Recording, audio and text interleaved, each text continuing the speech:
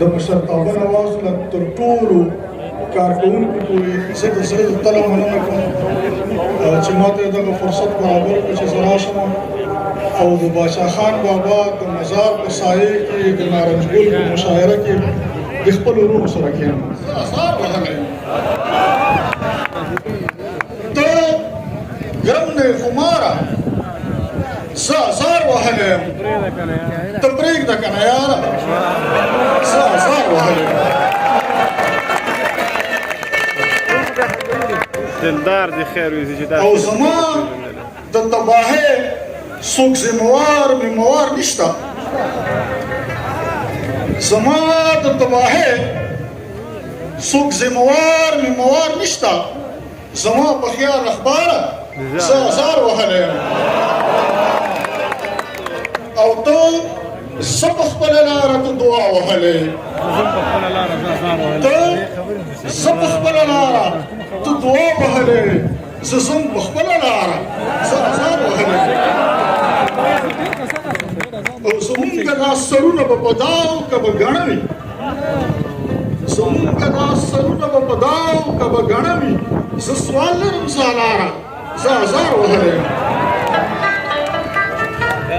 او د خوب په تعبیرونو خو ممتاز یم سخت شکی. د خوب په تعبیرونو خو ممتاز یم سخت شکی.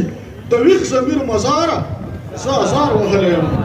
ستاسو د ټولو ډېره ډېره مننه. بېوسي ده زړه مې وران دی زړه یې وران دی ګونګ ولاړ یم کابلی جانان روان دی.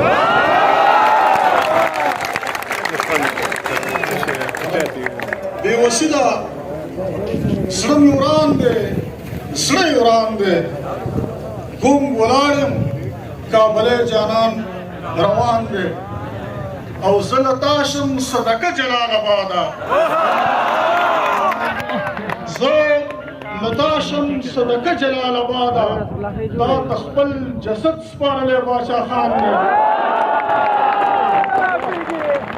زه له تا شم صدقه جلال آباده تا ته خپل جسد سپارلی باچا خان دی.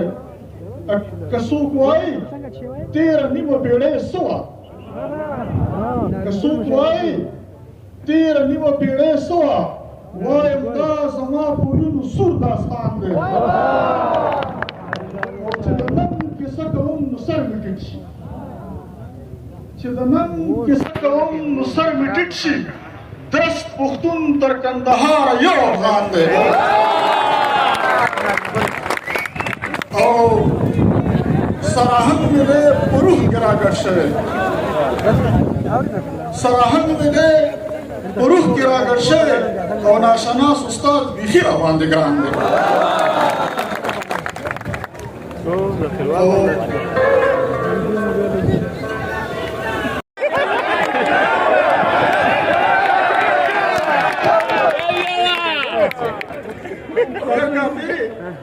سر کې ستا خیالونه وړم راوړم هسې پوهنتون ته کتابونه وړم